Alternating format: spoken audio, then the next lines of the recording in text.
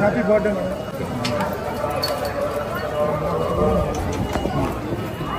పక్క ఇది వెనకాల వెనకాల వెనకాల వెనకాల వెనకాల నైట్ చాలా రోజుల తర్వాత అందరినీ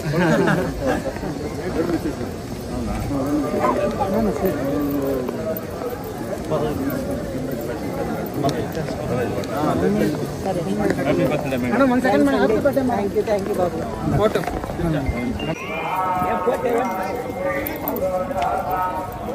బాబు మిమ్మల్ని అందరినీ చూసి నాకు చాలా ఆనందం.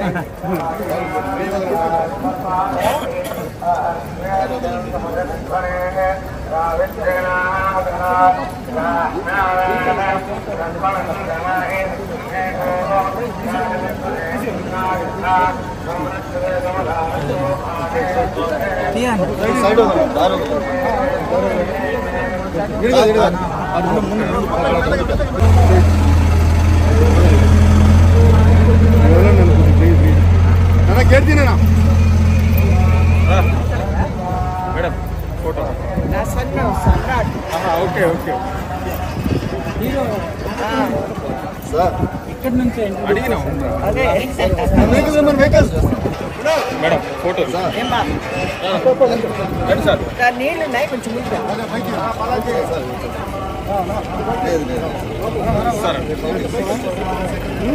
నేను మళ్ళీ కింద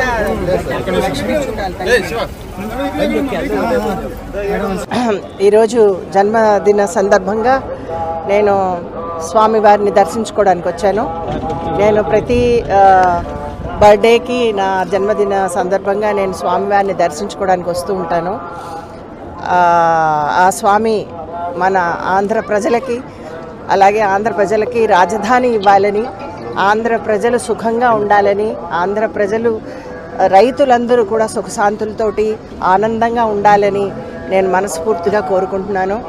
ఈరోజు ఆ స్వామి కరుణ వల్ల, ఆ స్వామి ఇచ్చినటువంటి సౌభాగ్యం నాకు ఈరోజు ఆయన దర్శన భాగ్యం నాకు కలిగింది.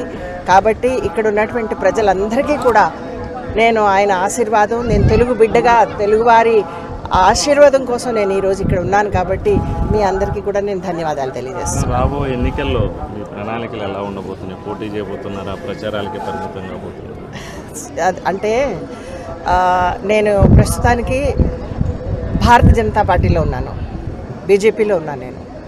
అయితే శీర్ష నేతృత్వంలో ఉన్నటువంటి వారందరికీ కూడా తెలుసు అంటే నేను ఆంధ్రుల బిడ్డనని.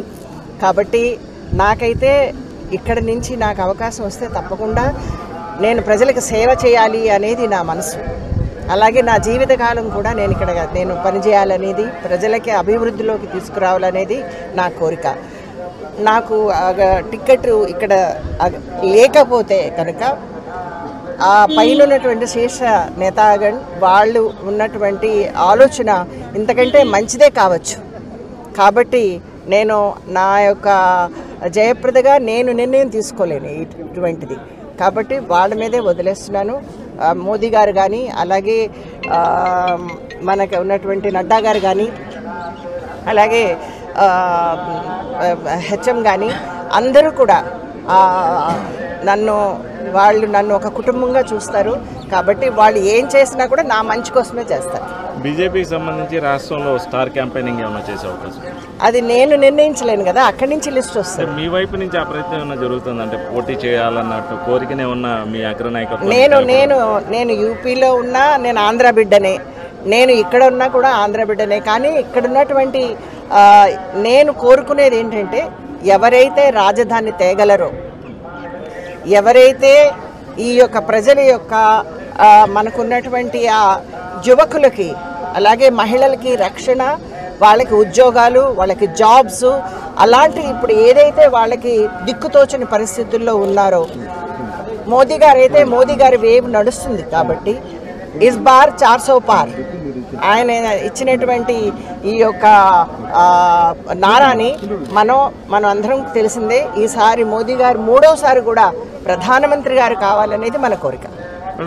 నాకు పవన్ కళ్యాణ్ అంటే నాకు చాలా ఇష్టం, బాలకృష్ణ గారు అంటే నాకు చాలా ఇష్టం, అలాగే చంద్రబాబు గారు అంటే నాకు ఎంతో గౌరవం, అలాగే మోదీ గారంటే మోదీ గారి పార్టీలోనే నేను ఉన్నాను, బీజేపీలోనే ఉన్నాను నేను. సో నాకు ఉన్నటువంటి ఈ యొక్క అనుబంధం ఇది ఎనలేనిది. మళ్ళీ మళ్ళీ వచ్చే జన్మకు కూడా ఆ స్వామి నన్ను ఆడబిడ్డగానే పుట్టించాలి. అంటే మీ మిత్రపక్ష నాయకులైనటువంటి పవన్ కళ్యాణ్ కావచ్చు, బాలకృష్ణ కావచ్చు, బరిలో ఉన్నారు. వాళ్ళ తరపునే ఉన్న మీరు ప్రచారం చేసే అవకాశాలు ఉంటాయి? వాళ్ళు పిలిస్తే తప్పకుండా వస్తాను నేను. అంటే వాళ్ళు ఇప్పుడు నేను పిలవని పేరెంటానికి రాలేను. సో నన్ను వేరే స్టేట్స్ కూడా పంపుతున్నారు. సో ఇక్కడికి నన్ను కనుక డెఫినెట్గా నన్ను స్టార్ ప్రచారకగా నన్ను ఇక్కడికి పిలిస్తే తప్పకుండా నేను ముగ్గురికి కూడా నేను రాజధానికి సంబంధించి కేంద్ర నాయకత్వం అంటే మీరే అధికారంలో ఉన్నారు, వాళ్ళ నుంచి ఒక స్పష్టత ఏమన్నా ఇప్పించే అవకాశం ఉంటుందా ఈసారి ఎన్నికల సమయం? చూడండి, అంటే ఒకసారి ఇప్పుడు ఎన్నికల సమయం, దీంట్లో వాగ్దానాలు చేయడానికి ఒక్క జయప్రద చాలదు. పూర్తి కోరిక ఏంటంటే మనకి ఆంధ్రప్రదేశ్లో ముఖ్యంగా కావాల్సింది ఒక రాజధాని. మన రాష్ట్రానికి రాజధాని లేదు, మన రాష్ట్రానికి స్టేటస్ లేదు. అది కావాలని నేను కోరుకుంటున్నాను.